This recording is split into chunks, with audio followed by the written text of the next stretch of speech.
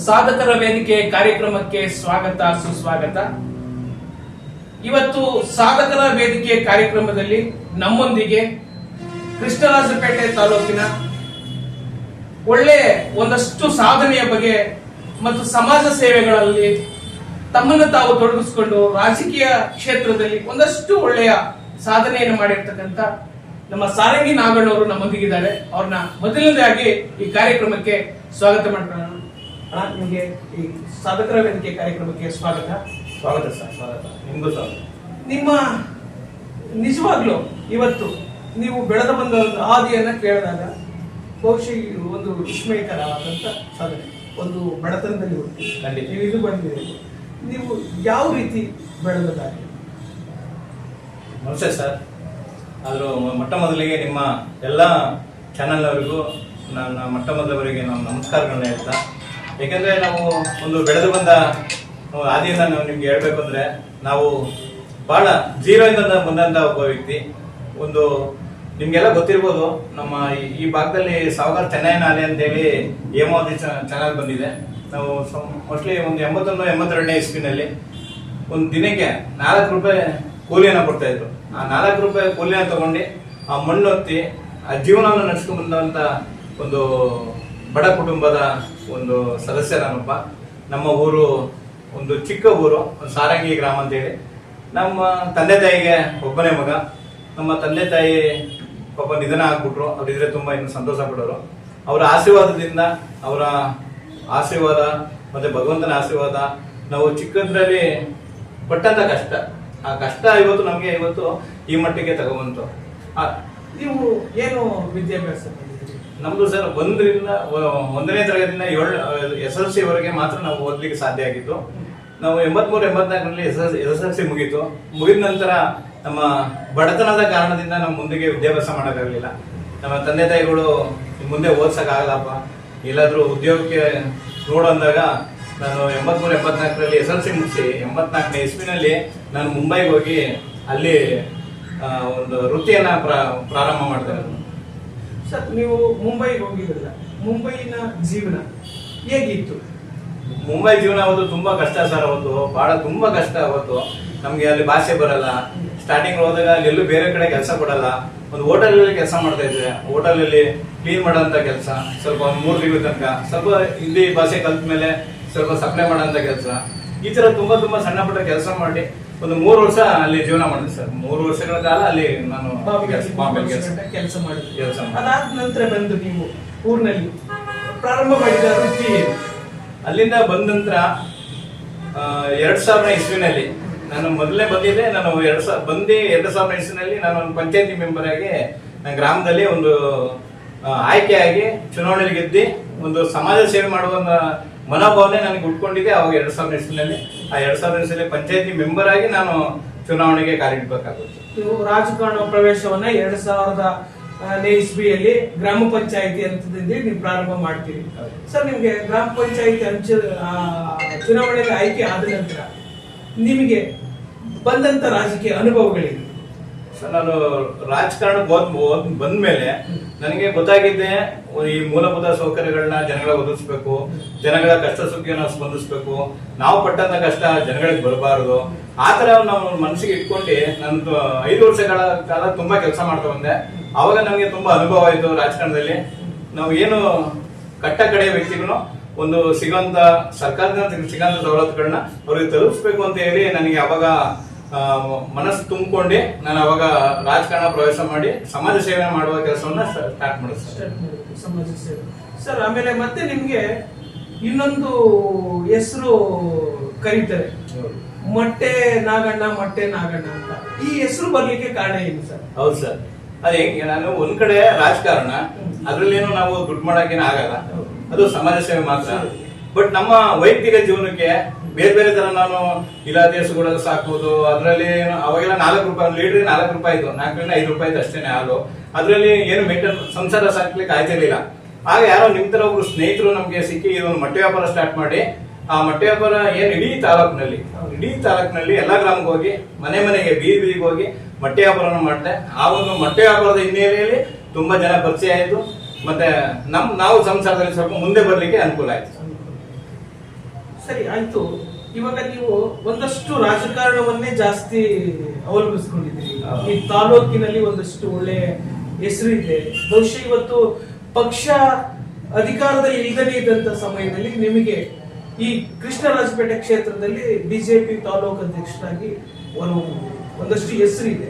ಬಹುಶಃ ಇದಕ್ಕೆಲ್ಲ ನಿಮ್ಗೆ ಕಾರಣ ಯಾರು? ಇದಕ್ಕೆಲ್ಲ ನಿಮ್ಗೆ ಶಕ್ತಿ ಯಾವ ರೀತಿ ಬಂತು? ಬಟ್ ಇವತ್ತಿನದಷ್ಟೆಲ್ಲ ಹೋರಾಟಕ್ಕೆ ನಿಮ್ಗೆ ಮೂಲ ಪ್ರೇರಣೆ ಯಾರು? ಒಳ್ಳೆ ಪ್ರಶ್ನೆನ ಕೇಳಿದ್ರಿ.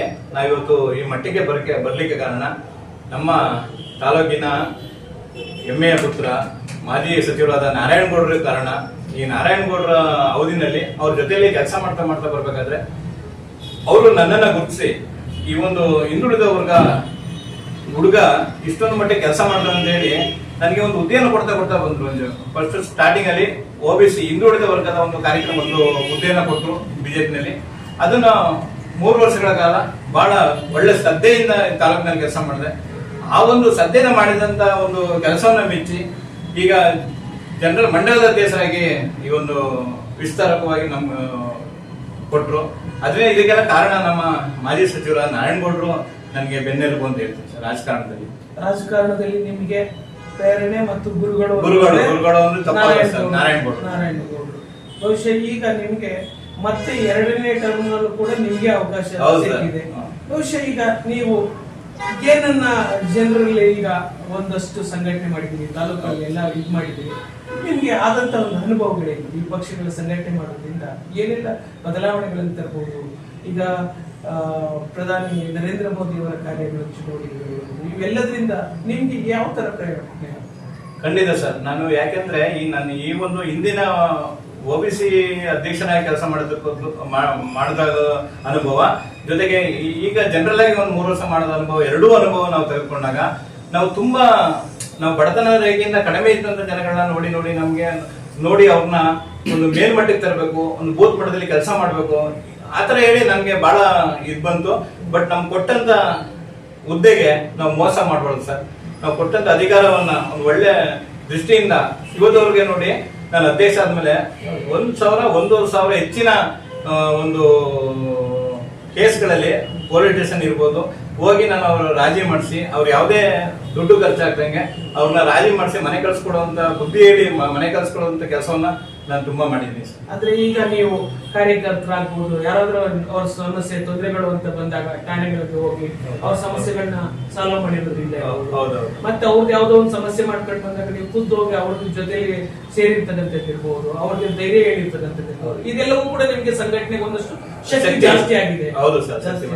ಇದ್ರ ಜೊತೆಗೆ ಏನು ಗ್ರಾಮಗಳಲ್ಲಿ ಏನು ನಾಟಕಗಳ ಕಲಿತಾರೆ, ಅಲ್ಲಿಗೆ ನಮ್ಗೆ ಒಂದು ಆಹ್ವಾನವನ್ನ ಕೊಡ್ತಾ ಇದ್ರು.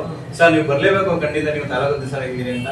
ಇಂಥ ಒಂದು ಕಲಾವಿದರಿಗೆ ಅವ್ರಿಗೆ ಹೋಗಿ ಪ್ರೋತ್ಸಾಹ ಮಾಡುವಂತದ್ದು, ಕೈಲಾದಷ್ಟು ಹಣವನ್ನ ಅವ್ರಿಗೆ ಕೊಡುವಂತದ್ದು, ಅವರಿಗೆ ಒಂದು ಧೈರ್ಯ ತುಂಬುವಂತ ಕೆಲಸವನ್ನ ಇಡೀ ತಾಲೂಕಿನಲ್ಲಿ ಮಾಡಿದ್ದೀನಿ ಸರ್. ಅಂದ್ರೆ ನನಗೆ ಅದು ಒಂದು ಶಕ್ತಿ ಇತ್ತು. ಅಂದ್ರೆ ಕಲಾವಿದರಿಗೂ ಕೂಡ ತಮ್ಮ ಕೈಲಾದಂತ ಸಹಾಯ ಮಾಡೋದ್ರ ಮೂಲಕ ಅವರ ಕಲೆಗೆ ಪ್ರೋತ್ಸಾಹ ಕೊಟ್ಟಿದ್ದು ಕೂಡ ನಿಮ್ಗೊಂದಷ್ಟು ಅವ್ರು ಕೂಡ ಸಹಕಾರ ನಿಮ್ಗೆ ಒಂದಷ್ಟು ಜಾಸ್ತಿ ಆಗ್ತಾ ಬಂತು. ಹೌದು ಸರ್. ಮತ್ತೆ ಕ್ರೀಡಾಪಟುಗಳಿಗೂ ಕೂಡ. ಹೌದು ಸರ್.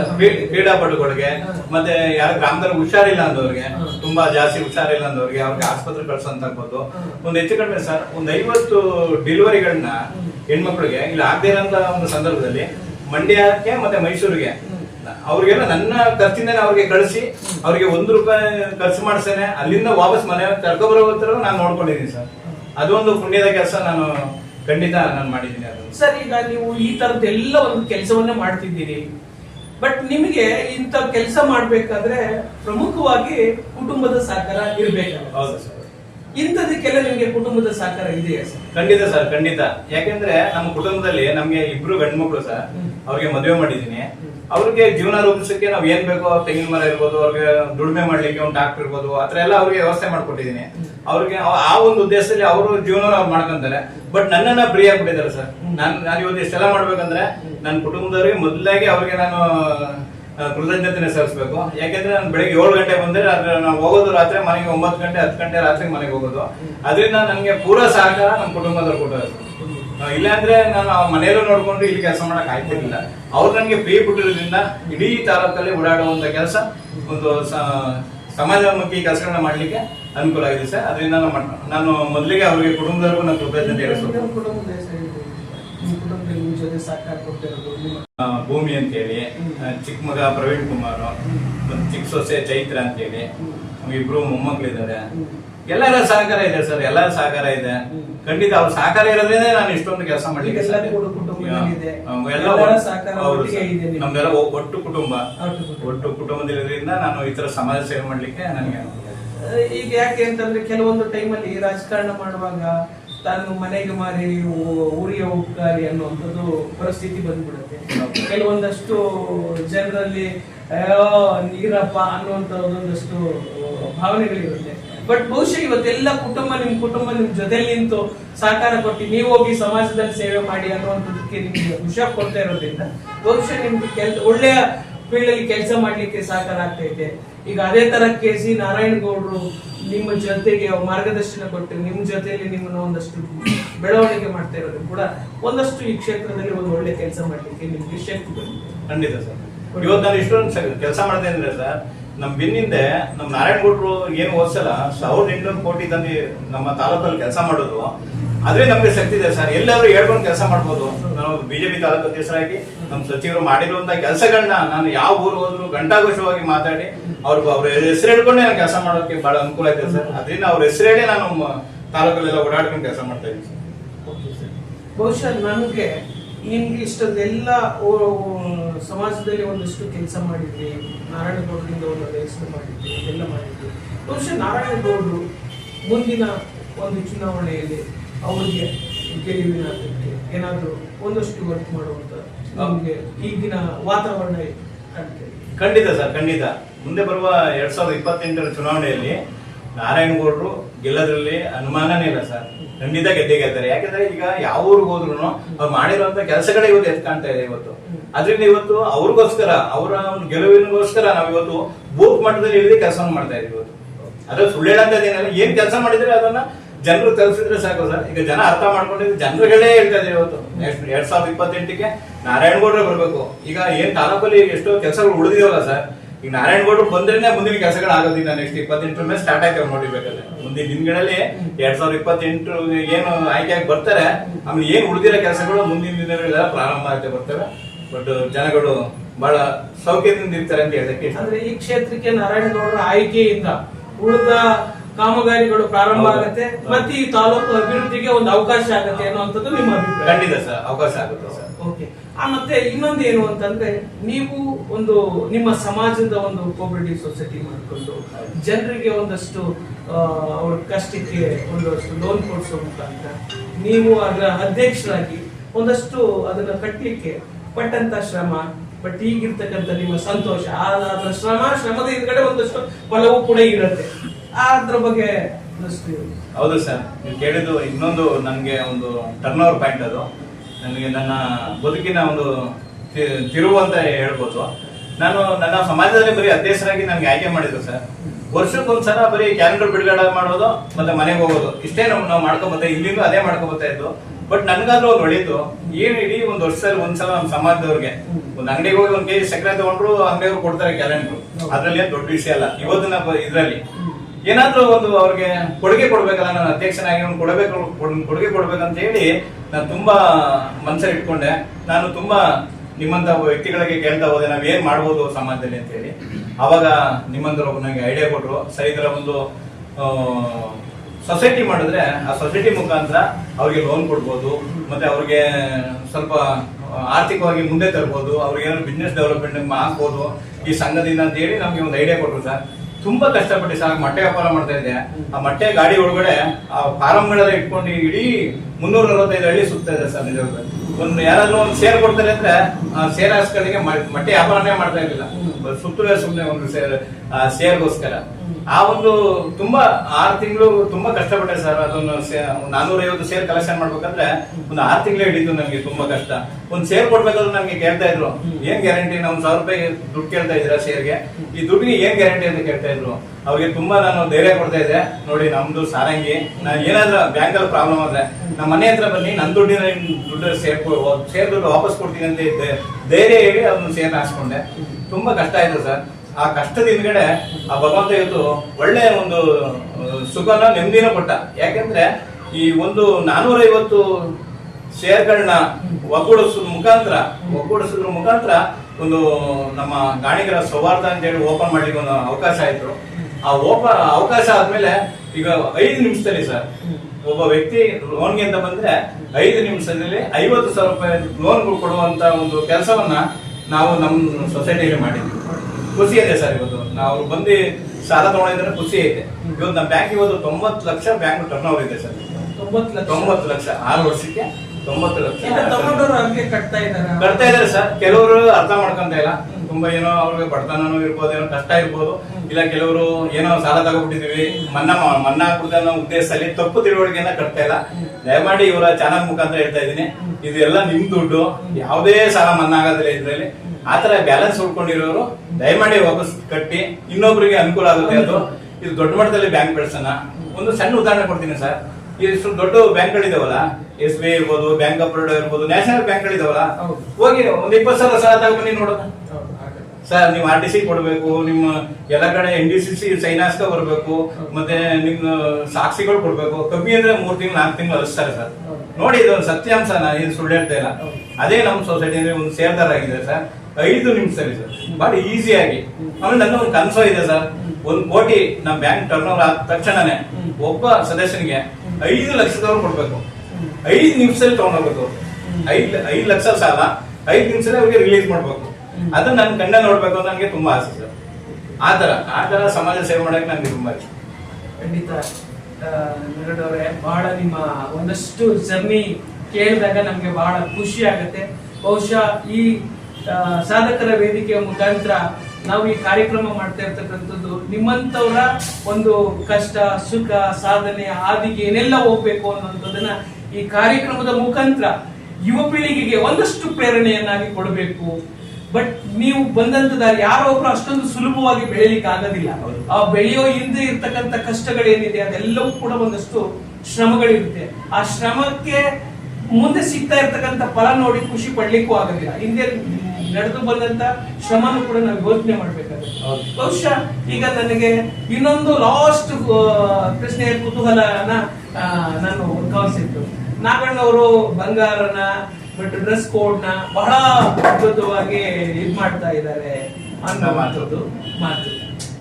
ಇದನ್ನ ನಾನು ಇದೇ ತರ ಇರ್ಬೇಕು, ಈ ತರ ನಾನು ಒಡವೆಗಳನ್ನ ಹಾಕ್ಬೇಕು ಅನ್ನುವಂತ ಮನಸ್ಥಿತಿ ನಿಮ್ಗೆ ಯಾಕೆ ಬಂತು? ಈ ತರದ ಒಂದಷ್ಟು ಇದು ಯಾಕೆ ಬಡತನದಿಂದ ಈಗ ನಾನು ಆಡಂಬರದಲ್ಲೇ ಇರ್ಬೇಕು ಅನ್ನುವಂಥದ್ದು ಏನಕ್ಕೆ ಬಂತು? ಇದೊಂದು ಒಳ್ಳೆಯ ಪ್ರಶ್ನೆ ಸರ್. ಆದ್ರೆ ಇದು ಒಂದು ನನ್ನ ಆಡಂಬರ ಅಲ್ಲ. ಒಬ್ಬ ಕೂಲಿ ಮಾಡ್ತಂತ ಒಬ್ಬ ವ್ಯಕ್ತಿ, ಒಬ್ಬ ಮಣ್ಣೊಡ್ತಿದ್ದಂತ ವ್ಯಕ್ತಿ, ಒಂದು ಬಡ ಕುಟುಂಬದಿಂದ ಬಂದಂತ ವ್ಯಕ್ತಿ, ಅವನು ಈ ತರ ಇರ್ಬೋದು. ಏನ್ ಮಾತ್ರ ಸಾಹುಕಾರಗಳು ಮಾತ್ರ ಹಾಕೋಬೇಕು ಚಿನ್ನ ಒಡವೆಗಳನ್ನ, ಬಡವ್ರ ಮಕ್ಕಳು ಹಾಕೋಬಾರ್ದು ಅಂತ ಏನಿಲ್ಲ. ಅವ್ರಿಗೆ ಒಂದು ಮಾದರಿಯಾಗಿ ಅವರು ಸುಧಾ ಒಂದು ಒಳ್ಳೆ ಬುದ್ಧಿ ಕಲ್ತ್ಕೊಂಡು ವೇಸ್ಟ್ ಆಗಂತ ದುಡ್ಡನ್ನ ತಡೆಗಟ್ಟಿ ಒಳ್ಳೇದಾಗಿ ಅದನ್ನ ಸೇವ್ ಮಾಡಿ ಇಟ್ಕೊಂಡ್ರೆ ಅವರು ಸುಧಾ ಒಂದು ಏನ್ ಹೇಳ್ತಾರೆ, ಒಂದು ಸಾಹುಕಾರತನವನ್ನ ಅವರು ಸುಧಾ ಅನುಭವಿಸಬಹುದು. ಬಟ್ ಇದು ಯಾಕೆಂದ್ರೆ ನನ್ನಲ್ಲಿ ನಿಜವಾಗ್ಲೂ ಯಾಕೆ ಇವೆಲ್ಲ ಹಾಕೊಂತ ಇದೀನಿ ಅಂದ್ರೆ, ಒಬ್ಬ ಬಡ ಕುಟುಂಬದಿಂದ ಬಂದಂತ ಒಬ್ಬ ಹುಡುಗ, ಒಬ್ಬ ವ್ಯಕ್ತಿ ಈ ತರ ಇರ್ಬೋದು. ಯಾಕೆ ಬಡವರು ಇದ್ದವರು ಬಡವರಾಗೆ ಸಾಯ್ಬೇಕಾ? ಬಡವರಾಗಿ ಹುಟ್ಟಿ ಶ್ರೀಮಂತಾಗೆ ಸಾಯ್ಬೇಕು ಇವತ್ತಿನ ಇದ್ರಲ್ಲಿ. ಆ ಒಂದು ಕಾನ್ಸೆಪ್ಟ್ ನಾವು ಇಟ್ಕೊಂಡು ಇವತ್ತು ನಾವು ಇದು ಮುಂದಿನ ಯುವಕರಿಗೆ ಇವೆಲ್ಲ ಒಂದು ಮಾರ್ಗದರ್ಶನ ಆಗ್ಲಿ ಅಂತ ಹೇಳಿ ನಾನು ಇವತ್ತು ಇಷ್ಟೆಲ್ಲ ನಾನು ನಿಜವಾಗ್ಲೂ ನಾನು ಈ ಉಡುಗೆ ತೊಡುಗೆ ಇರ್ಬೋದು, ಆಭರಣ ನಾನು ಹೇಳೋದು ಇರೋದು ಐರನ್ ಮಾಡಾಕೊಳ್ಳುವಂತದ್ದು. ಮನೆಗೆ ಸುಮ್ಮನೆ ಕೆಲವೆಲ್ಲ ಬೀರಲ್ಲಿ ಇಡ್ತಾರೆ, ಲಾಕರ್ ಇಡ್ತಾರೆ, ಅದು ಬಂದು ಬೇಡ. ಕಷ್ಟಪಟ್ಟಿದೀವಿ, ಸಂಪಾದನೆ ಮಾಡಿದೀವಿ. ನಾವೇನು ಅನ್ಯಾಯ ಎಲ್ಲೂ ಸಂಪಾದನೆ ಮಾಡಿಲ್ಲ. ಇವತ್ತು ಚಾನಲ್ ಮುಖಾಂತರ ಹೇಳ್ತಾ ಇದೀನಿ, ಯಾರು ಬೇಕಾದ್ರೂ ಓಪನ್ ಚಾಲೆಂಜ್. ನಾವ್ ಯಾರು ಇವತ್ತರೆಗೂ 100 ರೂಪಾಯಿ ಯಾರಿಗೂ ಮೋಸ ಮಾಡಿಲ್ಲ.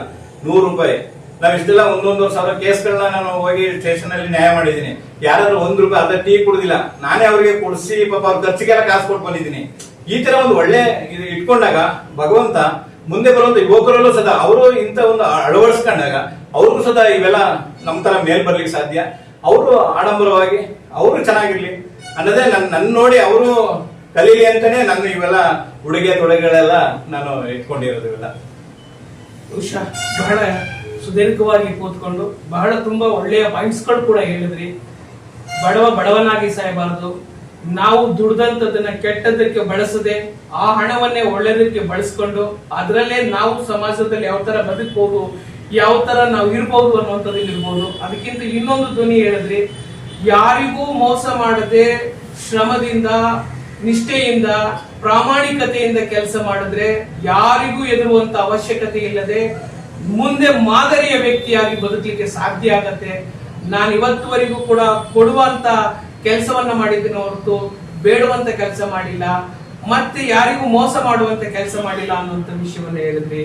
ರಾಜಕಾರಣದಲ್ಲಿ ನಿಮ್ಮ ಒಳ್ಳೆತನಕ್ಕೋಸ್ಕರನೇ ಇವತ್ತು ಒಂದಷ್ಟು ಹಂತ ಹಂತವಾಗಿ ಬೆಳವಣಿಗೆಯನ್ನ ಕಂಡಿದ್ದೀರಿ. ಬಹುಶಃ ಇವತ್ತು ದೊಡ್ಡ ದೊಡ್ಡ ವ್ಯಕ್ತಿಗಳು ನಿಮ್ಮನ್ನ ಇವತ್ತು ಪ್ರೀತಿಯಿಂದ ಕರೆದು ನಿಮ್ಮನ್ನ ಗೌರವಿಸುವಂತ ಒಂದು ಸ್ಥಾನವನ್ನ ಗಿಡಿಸ್ಕೊಂಡಿದ್ದೀರಿ. ಇದೇ ತರ ನಿಮ್ಮ ಸೇವೆ, ನಿಮ್ಮ ಕಾರ್ಯ ಮುಂದುವರಿಲಿ, ನಿಮ್ಮ ಸೇವೆಗೆ ಪ್ರತಿಫಲಗಳು ಕೂಡ ಅದೇ ತರ ಸಿಗ್ಲಿ, ನಿಮ್ಮ ಹುದ್ದೆಗಳು ಮತ್ತಷ್ಟು ದೊಡ್ಡ ಮಟ್ಟಕ್ಕೆ ಬೆಳೀಲಿ, ಇನ್ನಷ್ಟು ಜನರಿಗೆ ನಿಮ್ಮ ಸೇವೆ ಅವ್ರಿಗೆ ಸಿಗ್ಲಿ ಅಂತಕ್ಕಂಥ ಮಾತನ್ನ ಈ ಸಂದರ್ಭದಲ್ಲಿ ಹೇಳ್ತಾ, ನಮ್ಮ ಚಾನಲ್ಗೆ ಬಂದು ನೀವು ನಮ್ಮೊಂದಿಗೆ ಇವತ್ತು ನಿಮ್ಮ ಅನಿಸಿಕೆಗಳನ್ನ ಹಂಚಿಕೊಂಡಿದ್ದಕ್ಕೆ ನಮಗೆ ಕೊನೆಯದಾಗಿ ನಿಮಗೆ ತುಂಬುವುದಿಲ್ಲ ಅಭಿನಂದನೆಗಳು. ನಮಸ್ಕಾರ. ಧನ್ಯವಾದಗಳು ಸರ್. Thank you sir.